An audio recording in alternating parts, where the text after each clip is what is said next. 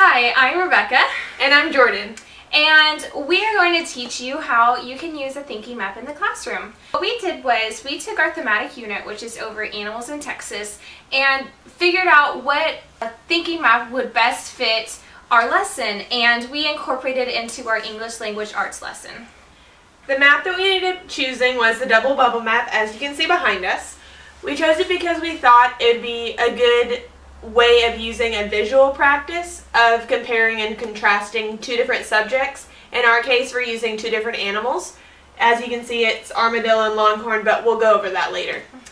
Okay, and as teachers, we would incorporate this into an activity by using a large group setting, which would mean all of the students together in front of you as we read the book.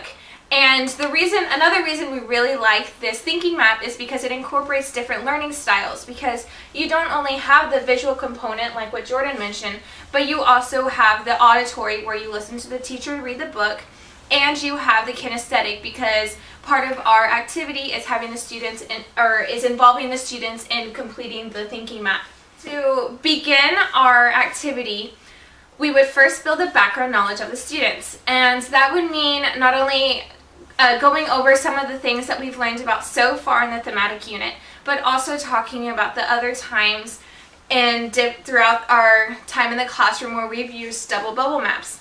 A big part of our activity with this thinking map is using sticky notes, which we have 3 different colors. Each identifies with a different part of the thinking map, and Jordan will go over this in more detail later, but the main idea of this is we hand out the sticky notes before actually reading the story, and the students fill out the information that we want from them as they listen to the teacher read.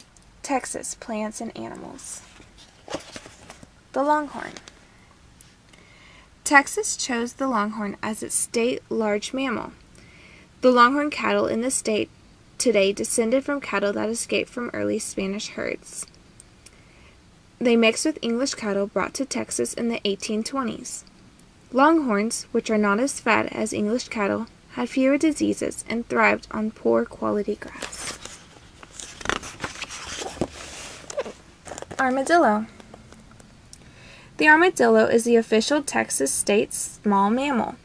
The Spanish named this bony-plated creature armadillo, which means little armored thing. Armadillos are native to South America. Armadillos do not do well in dry areas or extreme cold. They are not found in far western Texas. After reading the section of the book that we chose, which is going over 2 of the state animals, our students are writing similarities that they hear while we read our section. We have actually given them 3 different colors, as Rebecca previously mentioned, and each of them are to help with the visual organization of our map. We chose pink, which is going to go with things that they hear that are the same between the armadillo and the longhorn. And then we will use orange for the differences that go with the longhorn. And then we'll use yellow for the differences that they hear that go with the armadillo. Examples that we chose were small mammal, which could be put for an armadillo. We chose large mammal, which could go with the longhorn. And we chose Live in Texas, which we all do. It's awesome. as a similarity.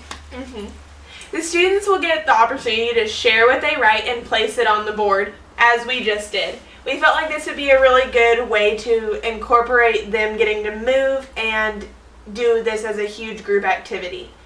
In the event that the students have actually written the same thing, so for example, if a student has written small mammal and we have 3 or 4 other students who have done the same, we'll have them be able to all come up and put them in the same bubble. We felt like this was a really great thinking map because it helps support the students' learning and practicing. They're able to organize their ideas and take what may have looked like a very wordy piece of text and break down and take out the key components and create a map like this, which helps them in all aspects of their learning.